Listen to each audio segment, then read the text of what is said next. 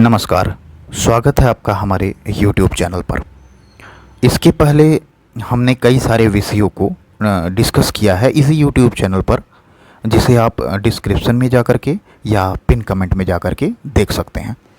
यह भारत का भूगोल या इंडियन जियोग्राफी से रिलेटेड पहला वीडियो है।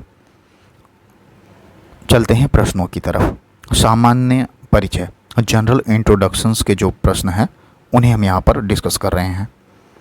कह रहा है कि भारत की भौगोलिक स्थिति, भारत के कितनी राज्य तट रेखा पर स्थित हैं। तो आपको बताना है कि कितने राज्य हैं जो तट रेखा पर स्थित हैं। तो कुल मिलाकर के 9 राज्य जो हैं वो तट रेखा पर स्थित हैं। ठीक है, नेक्स्ट प्रश्न पर चलते हैं। नेक्स्ट प्रश्न कह रहा है कि भारत अवस्थित है, कहाँ पर अवस्थित है भारत? अक्षांशीय रूप से 8 डिग्री 4 मिनट उत्तरी अक्षांश से 37 डिग्री 6 मिनट उत्तरी अक्षांश और देशांतरीय स्थिति में 68 डिग्री 7 मिनट पूर्वी देशांतर से 97 डिग्री 25 मिनट पूर्वी देशांतर के मध्य। ठीक है, तो यह आप बिल्कुल याद कर लीजिएगा, इसे लिख लीजिए और समझ लीजिएगा कि बहुत ही महत्वपूर्ण है यह। ठीक है, यहाँ बताया जा रहा है कि भारत की आकृति चतुष्कोणीय है। यह विषुवत रेखा के उत्तर में 8 डिग्री 4 मिनट से 37 डिग्री 6 मिनट उत्तरी अक्षांश और 68 डिग्री 7 मिनट से 97 डिग्री 25 मिनट पूर्वी देशांतर के मध्य स्थित है। तो कैसे है, मैं इसे ग्लोब में बता देता हूँ। जैसे मान लेते हैं एक ग्लोब है, ठीक है, यह विषुवत रेखा हो गई और यह 0 डिग्री देशांतर रेखा हो गई। विषुवत रेखा जो है अक्षांश रेखा होती है। तो विषुवत रेखा के उत्तर में यहाँ नॉर्थ है, यहाँ साउथ है, ठीक है, यहाँ ईस्ट है और यहाँ वेस्ट है। तो विषुवत रेखा के उत्तर में यहाँ कहीं और इस 0 डिग्री लाइन के किधर पूरब में यहाँ कहीं स्थित है अपना भारत। ठीक है, तो आप यह बात समझ लीजिएगा। चलते हैं नेक्स्ट प्रश्न पर। नेक्स्ट प्रश्न पूछ रहा है कि भारत की अवस्थिति पाई जाती है। ठीक है, भारत की अवस्थिति पाई जाती है। भारत की अवस्थिति ऑप्शन नंबर बी सही है, उत्तरी गोलार्ध में पाई जाती है। ठीक है, बहुत आसान सा प्रश्न है ये। नेक्स्ट प्रश्न कह रहा है कि किस राज्य में औसत समुद्र तल के संदर्भ में न्यूनतम ऊंचाई वाला बिंदु स्थित है? तो केरल में। ठीक है, ऑप्शन नंबर ए सही है। केरल के कुट्टानाड भारत का न्यूनतम ऊंचाई वाला क्षेत्र है। यह क्षेत्र समुद्र तल से नीचे अपने खेती के तरीकों के लिए प्रसिद्ध है और केरल को धान का कटोरा भी कहा जाता है। ठीक है, नेक्स्ट प्रश्न कह रहा है कि निम्न में से किसे सूर्य की अनुलंबित किरणें कभी नहीं प्राप्त होंगी? तो सूर्य की अनुलंबित किरणें श्रीनगर को कभी नहीं प्राप्त होंगी। ठीक है, अब यहाँ पर व्याख्या देख लेते हैं। 23.5 अंश उत्तरी अक्षांश अर्थात कर्क रेखा तथा 23.5 अंश दक्षिणी अक्षांश अर्थात मकर रेखा के मध्य सूर्य की सीधी किरणें प्राप्त होती हैं।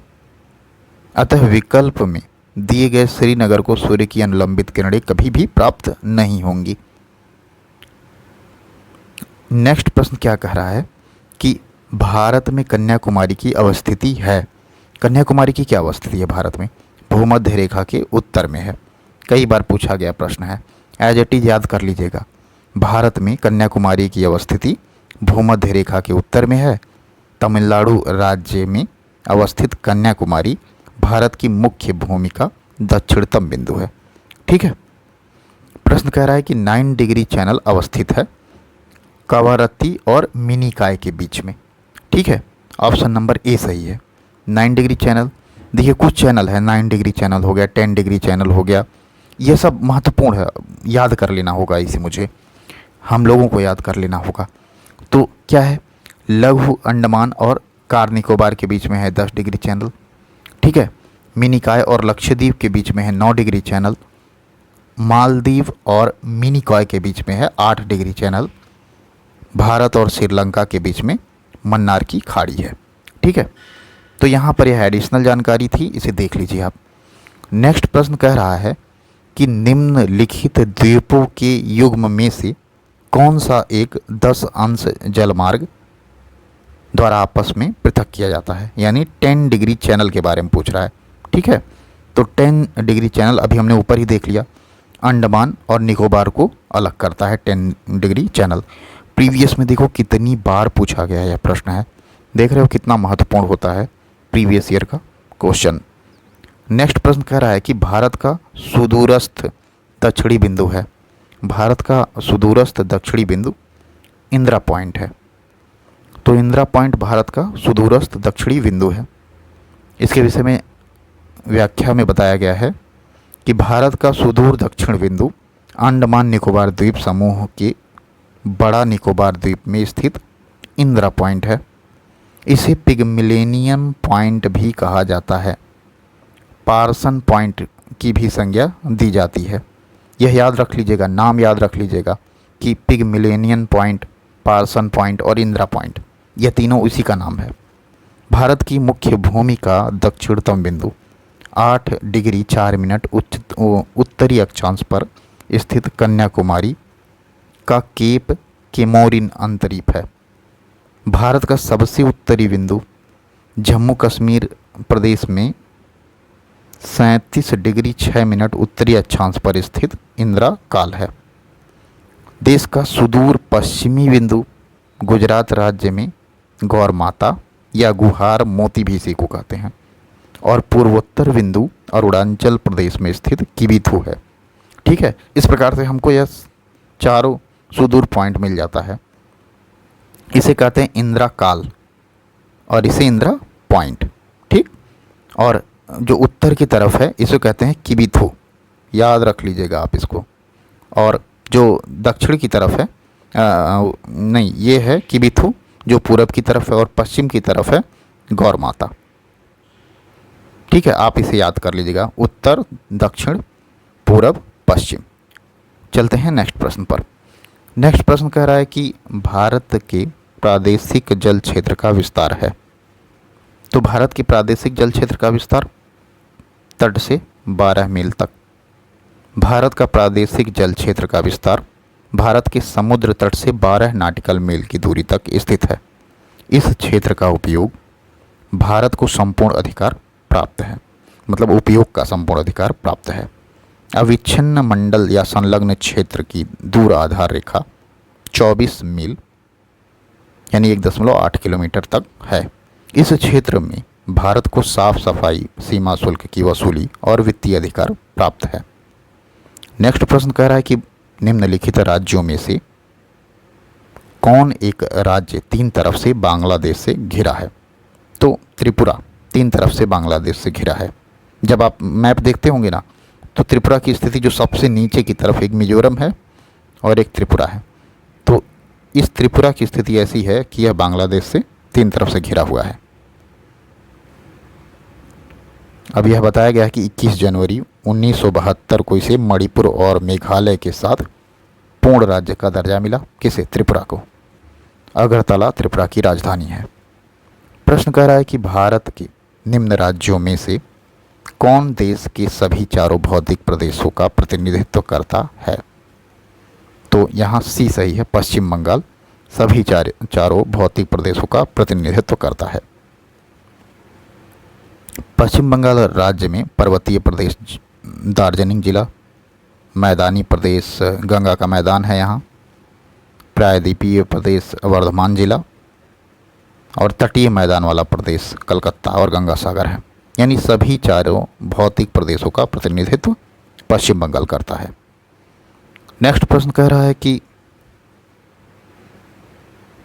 कर्क रेखा और मानक समय से संबंधित प्रश्न है। यहाँ पर देख लेते हैं क्योंकि अभी बहुत ही कम समय हुआ है। तो यदि अरुणाचल प्रदेश में सूर्योदय का समय 5 बजे है, 5 बजे मॉर्निंग में, तो सौराष्ट्र गुजरात में स्थित है, तो सूर्योदय का संभावित समय क्या होगा। तो ऑप्शन नंबर डी है 7 बजे, 2 घंटा लेट। ठीक है, यहाँ व्याख्या में देख लेते हैं कि यदि अरुणाचल प्रदेश में 5 बजे प्रातःकाल है तो सौराष्ट्र में 7 बजे होगा, क्योंकि गुजरात और अरुणाचल प्रदेश के मध्य 30 डिग्री देशांतर रेखा का अंतर है और 1 डिग्री देशांतर में 4 मिनट का समय लगता है। ठीक है, तो इस प्रकार से 30 डिग्री में 120 मिनट जो कि 2 घंटे के बराबर है। ठीक है, यहाँ वही चीज़ दिया हुआ है। नेक्स्ट प्रश्न कह रहा है कि कर्क रेखा निम्नलिखित में से किन राज्यों से होकर गुजरती है। तो कर्क रेखा गुजरती है, देखो कर्क रेखा गुजरने के लिए एक ट्रिक है, याद कर लीजिएगा आप भी। गरम, छत्तीस, जपतम। ठीक है, G for Gujarat, R for Rajasthan, M for MP, 36 for Chhattisgarh, J for Jharkhand, P for Paschim Bangal, T for Tripura और एम फॉर मिजोरम। तो इन राज्यों के अलावा अगर कुछ है तो वह आ जाएगा। तो त्रिपुरा है, मिजोरम है और पश्चिम बंगाल है, लेकिन मणिपुर इसमें नहीं है। तो तीसरा छोड़ करके बाकी सब सही है, 1, 2, 4 जिसमें भी हो। ऑप्शन नंबर सी। प्रीवियस में देख रहे हैं कितनी बार पूछा गया प्रश्न है, 2016 के आर एग्जाम में भी पूछा गया प्रश्न है। तो नेक्स्ट प्रश्न देख लेते हैं। नेक्स्ट प्रश्न कह रहा है कि निम्नलिखित में से कौन सा भारतीय राज्य कर्क रेखा के उत्तर में स्थित है। तो आपको यह भी याद रखना होगा कि जो भारत में कर्क रेखा है, ठीक है, तो वो तो यहाँ से 2 भागों में भारत को बांट देता है। ठीक है, भारत को 2 भागों में बांट देगा, यहाँ कहीं से जा रहा है। ठीक है, लेकिन भारतीय राज्य कर्क रेखा के उत्तर में है, यह पूछ लिया। ऑप्शन तो यहाँ दे रहा है बी, मणिपुर उत्तर में है, क्योंकि मिजोरम और त्रिपुरा 2 ही राज्य हैं जो इसे कर्क रेखा से क्रॉस करते हैं। इसके ऊपर के सारे राज्य जो नॉर्थ ईस्ट के हैं यह उत्तर में स्थित हैं। कई बार पूछा गया प्रश्न है, तो थोड़ा सा मैप पर ध्यान दीजिएगा। भारत का मैप, विश्व का मैप अपनी जहाँ पर भी आप पढ़ाई कर रहे हैं वहाँ लगा के रखिएगा, तो इससे प्रश्न आसानी से सॉल्व हो जाएंगे। कह रहा है निम्नलिखित नगरों में से कौन सा कर्क रेखा के सबसे नज़दीक है। अब यह प्रश्न आपको याद कर लेना होगा और कुछ ऐसे नगर उनके आपको अक्षांश और देशांतर किस अक्षांश पर स्थित है, मतलब किस पॉइंट पर स्थित है, वह याद कर लीजिएगा। कई बार पूछा गया प्रश्न है। Option number C, Aizawl. ठीक है, आइजोल कर्क रेखा के सबसे नज़दीक है इन ऑप्शन में। ठीक है, यहाँ पर बताया गया है कि प्रश्न में दिए गए नगरों में कर्क रेखा के सबसे नज़दीक आइजोल है, जो 23 डिग्री 36 मिनट उत्तरी अक्षांश पर स्थित है। ठीक है, तो आप अक्षांशीय स्थिति याद कर लीजिएगा, देशांतरीय स्थिति याद कर लीजिएगा। और यहाँ पर आपको कुछ शहरों के अक्षांशीय स्थिति और के विषय में बताया गया है, तो आप इसे याद कर लीजिए। जैसे जबलपुर, यह 23 डिग्री 11 मिनट पर अवस्थित है। गांधीनगर, यह 23 डिग्री 13 मिनट पर अवस्थित है। अगरतला, यह 23 डिग्री 50 मिनट पर अवस्थित है। रांची, यह 23 डिग्री 11 मिनट पर अवस्थित है। तो जबलपुर और रांची सेम अक्षांश पर स्थित है और भोपाल 23 डिग्री 25 मिनट पर स्थित है। प्रश्न कह रहा है कि 80 डिग्री पूर्वी देशांतर और कर्क रेखा का मिलन बिंदु है। तो 80 डिग्री पूर्वी देशांतर और कर्क रेखा का मिलन बिंदु मध्य प्रदेश में है। ऑप्शन नंबर डी सही है। और जबलपुर से उत्तर की ओर स्थित है यह बिंदु। निम्नलिखित देशांतरों में कौन सा भारत की प्रमाणिक मध्याह्न रेखा कहलाता है। तो प्रमाणिक मध्याह्न रेखा कौन सा कहलाता है। तो ऑप्शन नंबर डी सही है, 82 डिग्री 30 मिनट पूर्वी, 82.5 डिग्री पूर्वी। अब यहाँ पर प्रमाणिक समय एक प्रमाणिक देशांतर का स्थानीय समय होता है। भारत में 82.5 डिग्री पूर्वी देशांतर जो प्रयागराज के निकट नैनी से गुजरती है। अब यह देशांतर रेखा की बात हो रही है। देशांतर रेखा ये वाली रेखा होती है। ठीक है, तो जो नैनी से गुजर रही है, ठीक है, वहाँ प्रयागराज के पास कि मानक के समय को मानक समय माना गया है। यह समय ग्रीनविच समय से 5.5 घंटा आगे है। ठीक है, ग्रीनविच समय से 5.5 घंटा आगे है, यानी जब ब्रिटेन में या ग्रीनविच लाइन जो विश्व में होता है उस हिसाब से हम देख लेंगे कि ग्रीनविच लाइन में अगर बज रहा है, मान लेते हैं 5 बज रहा है, मान लेते हैं, ऐसे समझ लेते हैं कि वहाँ 12 बज रहा है। ठीक है, 00 बज रहा है वहाँ पे, तो हम लोग आगे हैं उनसे। ठीक है, तो हम लोग को तब जो है मान लेते हैं भारत में कितना बजेगा, 5:30 बजेगा। ठीक है, वो भी शाम का, क्योंकि हम लोग आगे हैं। ठीक है, तो जब ग्रीनविच टाइम पर 12 बज रहा होगा या 0 बज रहा होगा, ऐसा मान लेते हैं, तो हमारे यहाँ 5:30 बज रहा होगा। ठीक है, 5:30 का AM हो रहा होगा सुबह सुबह का, यह समझ लीजिए। अब हम लोग क्योंकि आगे हैं, अगर दोपहर का मान लेते हैं 12 बज रहा है ग्रीनविच टाइम पर, ठीक है, दोपहर का 12, तो हम हमारे यहाँ शाम का 5:30 हो जाएगा। यह बात समझ लीजिएगा, बस समझाने के लिए मैं बोल रहा हूँ, बाकी चीज़ें इतनी इम्पॉर्टेंट है नहीं। ये प्रीवियस ईयर की सीरीज है, अगर आप यहाँ तक आए हैं तो इसका मतलब आपने यह सब पढ़ रखा होगा। नेक्स्ट प्रश्न कह रहा है कि यदि भारतीय मानक समय या मध्योत्तर पर मध्याह्न है तो 120 डिग्री पूर्वी देशांतर पर स्थानीय समय क्या होगा? तो आपको यह बताना है। ऑप्शन नंबर बी सही है, 2:30 PM, ठीक है, क्योंकि 14:30 दिया हुआ है। अब यहाँ पर व्याख्या दिया हुआ है और एक सूत्र बता दिया गया है। यह मध्योत्तर में पूर्व की तरफ बढ़ने पर प्रत्येक 15 डिग्री के बाद स्थानीय समय में 1 घंटे की वृद्धि, और याम्योत्तर में पश्चिम की ओर बढ़ने पर 15 डिग्री के बाद स्थानीय समय में 1 घंटे का कमी हो जाता है, ह्रास हो जाता है। अब यह याद रखिएगा कि जैसे ही आप पूरब की ओर बढ़ेंगे, ठीक है, जैसे ही आप पूरब की ओर बढ़ेंगे तो 15 डिग्री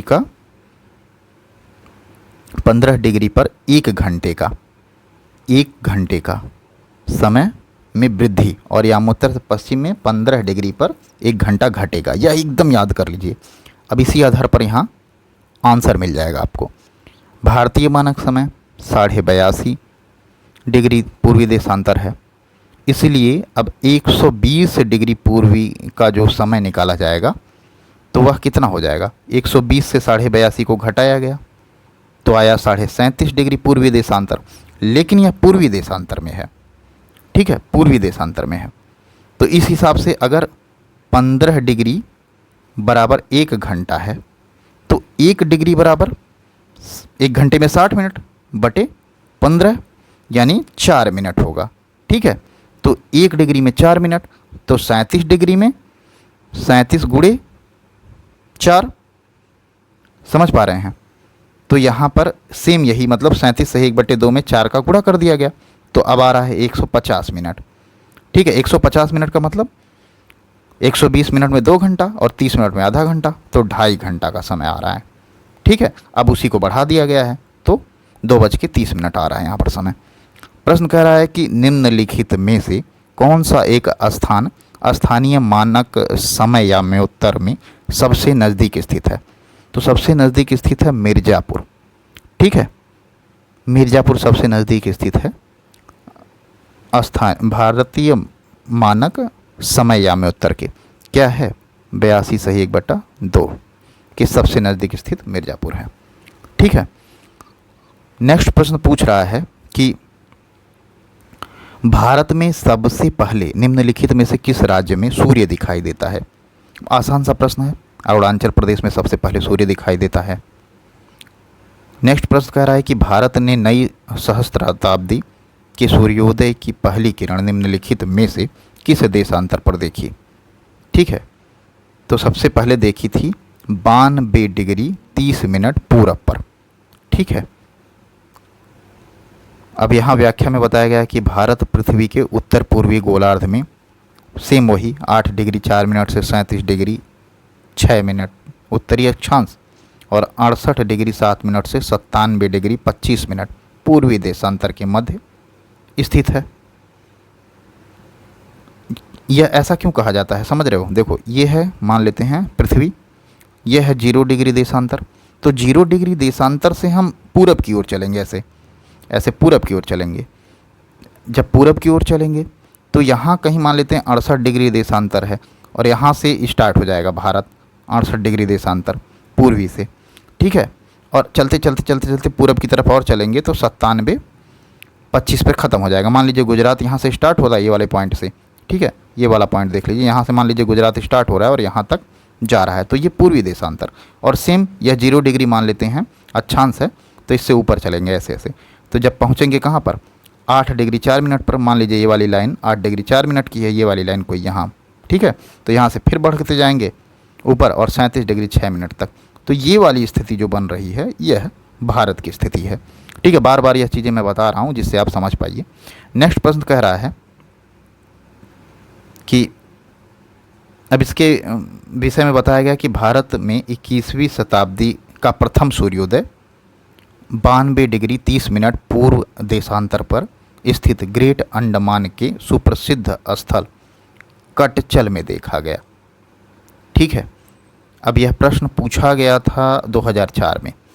अब यह तो शायद नहीं पूछा जाएगा, उस समय करंट अफेयर जैसा मामला रहा होगा, क्योंकि 4 साल लेट था।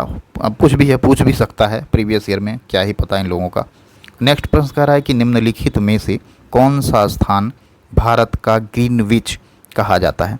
तो उज्जैन, भारत का ग्रीनविच क्या है? उज्जैन को कहते हैं। प्राचीन काल से ही उज्जैन को समय की गणना के लिए केंद्रीय संदर्भ बिंदु के रूप में देखा जाता है, इसलिए उज्जैन को भारत का ग्रीनविच भी कहा जाता है। मुगल काल में जयसिंह द्वितीय द्वारा उज्जैन, दिल्ली, जयपुर, मथुरा, वाराणसी यहाँ पर वेधशालाओं का निर्माण कराया गया। तो आज के लिए इतना ही इस वीडियो में। अभी थोड़ी देर में फिर वीडियोज आपको मिल जाएंगे इकोनॉमिक्स के। तो इकोनॉमिक्स के 4 वीडियोज अभी तक अपलोड हो चुके हैं और वीडियो नंबर 5 अभी थोड़ी देर में आने वाला है। और इन जियोग्राफी का यह सेगमेंट आपको कैसा लगा आप हमें ज़रूर बताइएगा। चलिए, तैयारी जारी रखिएगा। तब तक के लिए नमस्कार, आपका दिन शुभ हो।